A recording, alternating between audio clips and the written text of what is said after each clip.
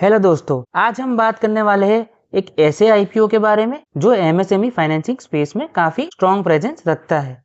Company का नाम है आई फाइनेंस लिमिटेड, एक एनबीएफसी जो ग्रुप लेवल पर स्मॉल बिजनेस ओनर्स को एम्पावर करती है। आई फाइनेंस लिमिटेड की शुरुआत हुई थी 1993 में और ये company mainly micro scale SMEs को लोन प्रोवाइड करती है। ये सिर्फ बड़े कॉर्पोरेट नहीं बल्कि छोटे छोटे दुकानदार, मैन्युफैक्चरर, ट्रेडर्स और सर्विस प्रोवाइडर्स के लिए काम करती है। इनका फोकस होता है वर्किंग कैपिटल लोन्स, जिससे बिजनेस स्मूथली चल सके और एक्सपेंड हो सके। आज की डेट में I finance 18 state 3 union territories में ऑपरेट करता है और कंपनी सर्व करती है 5.8 लाख से ज़्यादा एक्टिव कस्टमर्स, जो अपने आप में एक स्ट्रॉन्ग नंबर है। कंपनी का एयूएम मतलब कि एसेट अंडर मैनेजमेंट काफ़ी सिग्निफिकेंट है, जो स्केल और ट्रस्ट दोनों दिखाता है। आई फाइनेंस के प्रोडक्ट काफ़ी डाइवर्सिफाइड हैं। मॉर्गेज लोन, सरल property loan, secure hypothecation loan, unsecured hypothecation loan, मतलब सिक्योर और अनसिक्योर्ड दोनों कैटेगरी में लोन्स, जो एमएसएमई के लिए डिफरेंट नीड को कवर करता है। कंपनी के पास 10,000 से ज़्यादा एम्प्लॉयज़ हैं जो पूरे इंडिया में ऑपरेशन संभालते हैं। स्ट्रॉन्ग ऑन ग्राउंड टीम का मतलब होता है बेटर सोर्सिंग और अंडरराइटिंग और कलेक्शंस। अब बात करते हैं कंपेटिटिव स्ट्रेंथ के बारे में।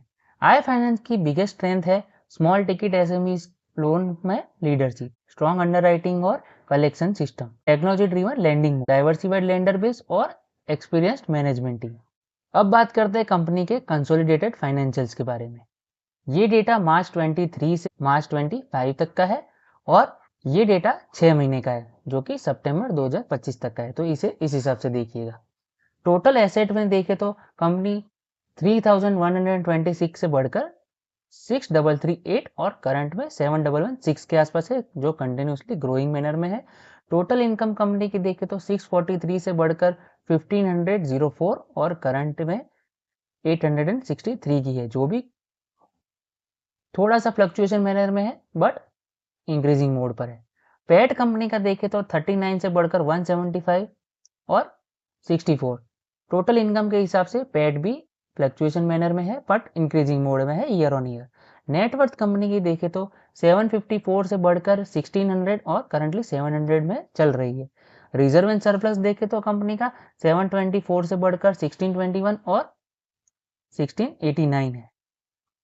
टोटल कंपनी की बोरोविंग्स की बात करें तो ये कंटिन्यूसली ग्रोइंग फेज में है, जो कि 2296 से बढ़कर 4526 और 5218 है, जो कि ग्रोइंग मैनर में है। अब बात करते हैं कंपनी के केपीआईज के बारे में। ये मार्च 31 25 तक का डेटा है और ये 6 महीने का डेटा है। आरओई कंपनी का 12.12 और 7.63 है। डेट टू इक्विटी 2 है और करंट में 3 हो चुका है, जो कि एक से ज़्यादा है, तो ये कंसर्निंग बात है किसी भी कंपनी के लिए जो एक से ऊपर हो। तो इसमें तो 3 है, तो ये बहुत ही रिस्की है। रिटर्न ऑन नेटवर्थ देखे तो कंपनी 12.12 और 3.82 है। प्राइस टू बुक वैल्यू देखे तो 1.75 टाइम्स और 1.45 टाइम्स है। ईपीएस कंपनी की बात करें प्री और पोस्ट आईपीओ तो 9.14 और 5.24 है।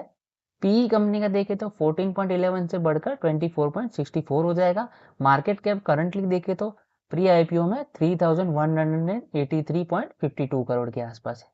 अब बात करते हैं कंपनी के आईपीओ डिटेल के बारे में। टोटल साइज कंपनी का देखे तो 1010 करोड़ का है, जिसमें से फ्रेश इश्यू 710 करोड़ का है और 300 करोड़ का ओएफएस है, जो डायरेक्ट प्रमोटर की जेब में जाएगा। प्राइस बैंड कंपनी का देखे तो 122 से 129 है। फेस वैल्यू कंपनी की 2 रुपए की है। एनएससी बीएससी दोनों पर लिस्ट हो जाएगा। आईपीओ की टाइमलाइन डेट की बात करें तो आईपीओ ओपन होगा 9th को, क्लोज होगा 11 को, आपको अलॉटमेंट पता चलेगा 12th को, रिफंड इनिशिएट होंगे 13 को और क्रेडिट भी आपके शेयर आपके डीमैट अकाउंट में कर दिए जाएंगे 13 को। लिस्टिंग होगी कंपनी 16 तारीख के आसपास। आईपीओ के रिजर्वेशन की बात करें तो क्यूआईबीज के लिए 75, रिटेल के लिए 10% और एनआईएज मतलब कि एचएनआईज के लिए 15% का कोटा रखा गया है। रिटेल कोटा इसमें 10% के आसपास है, तो चांसेस कम हो जाते हैं। एक लॉट की बात करें तो रिटेल में 116 शेयर मिलेंगे, जिसका इन्वेस्टमेंट होगा 14,964 करोड़ का। वैसे ही मैक्सिमम स्मॉल एचएनआई मैक्स और बिग एचएनआई का कोटा आप मिनिमम देख सकते हो। दोस्तों, अगर हम आई फाइनेंस आईपीओ के जीएमबी की बात करें तो तो फिलहाल ग्रे मार्केट प्रीमियम ₹1 यानी कि अप्रॉक्स 0.78% चल रहा है। इसका क्लियर सिग्नल ये है कि मार्केट सेंटीमेंट्स अभी न्यूट्रल या कॉशियस है।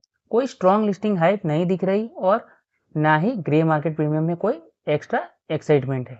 ऐसे जीएमपी में आईपीओ को लिस्टिंग गेन के लिए अप्लाई करना रिस्की हो सकता है। यह आईपीओ ज्यादा लॉन्ग टर्म एमएसएमई ग्रोथ के एंगल से देखा जा सकता है। फिलहाल डिसीजन लेने से पहले कंपनी के फंडामेंटल, वैल्यूएशन और रिस्क फैक्टर को जरूर एनालाइज करें। जीएमपी अनऑफिशियल होता है और डेली चेंज होता रहता है मार्केट सिचुएशन के हिसाब से, और इसका जीएमपी तो वैसे ही ₹1 आसपास दिखा रहा है, जो कि बहुत ठंडा है, तो इसे ध्यान में देकर आप चल सकते हो। तो अब बात करते हैं कंक्लूजन की। अगर हम आई फाइनेंस को ओवरऑल देखें तो कंपनी का core focus micro MSME segment पर ही है, जो इंडिया के सबसे underserved but fast growing sector माना जाता है। कंपनी की बिगेस्ट स्ट्रेंथ ये है कि सिक्योर और अनसिक्योर दोनों टाइप का स्मॉल टिकट लोन प्रोवाइड करती है। इससे आई फाइनेंस उन लोगों तक पहुंच पाती है जहां ट्रेडिशनल बैंक्स इजीली रीच नहीं कर सकते। दूसरी strong point cluster based underwriting model, मतलब पेपर वर्क नहीं बल्कि कैश फ्लो और ग्राउंड लेवल अंडरराइटिंग के बेस पर लोन अप्रूव किया जाता है। ये मॉडल एमएसएमई लैंडिंग में काफी इफेक्टिव माना जाता है। कलेक्शन साइड पर भी कंपनी का सिस्टम काफी स्ट्रॉन्ग दिख रहा है। Technology based multi tier collection process के कारण रीपेमेंट डिसिप्लिन मेंटेन होता है और डेलिक्वेंसी रिलेटिवली कंट्रोल में रहती है।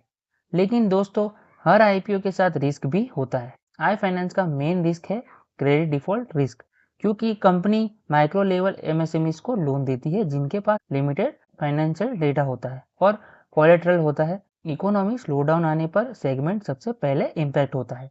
कंपनी का डिपेंडेंस बोरोवर और थर्ड पार्टी इंफॉर्मेशन पर भी काफी ज्यादा है। अगर डेटा गलत या मिसलीडिंग हुआ तो क्रेडिट असेसमेंट और कोलेटरल वैल्यूएशन दोनों इफेक्ट हो सकते हैं। साथ ही इंटरेस्ट रेट वॉलेटिलिटी एक और इम्पोर्टेंट रिस्क है। अगर बोरोइंग कॉस्ट बढ़ती है और लैंडिंग रेट सेम रहते हैं तो नेट इंटरेस्ट मार्जिन प्रेशर में आता है। फाइनल वर्डिक्ट की बात करें तो I finance long term India SME growth story पर कंपनी का बिजनेस मॉडल स्ट्रॉन्ग है, एग्जीक्यूशन एक्सपीरियंस है, लेकिन risk appetite medium to high investor के लिए ज्यादा सुटेबल है। शॉर्ट टर्म लिस्टिंग गेन से ज्यादा आईपीओ लॉन्ग टर्म पर्सपेक्टिव से देखना ज्यादा सेंसिबल रहेगा। ये वीडियो सिर्फ एजुकेशनल पर्पस के लिए है। आईपीओ अप्लाई करने से पहले डीआरएचपी फाइनेंशियल और अपने फाइनेंशियल एडवाइजर से जरूर कंसल्ट करें। तो दोस्तों, वीडियो पसंद आया हो तो लाइक करें, शेयर करें और ऐसे ही आईपीओ एनालिसिस वीडियोस के लिए शेयर समाचार यूट्यूब चैनल को सब्सक्राइब करना मत भूलिए। मिलते हैं एक और नए वीडियो में, तब तक के लिए इन्वेस्ट स्मार्ट।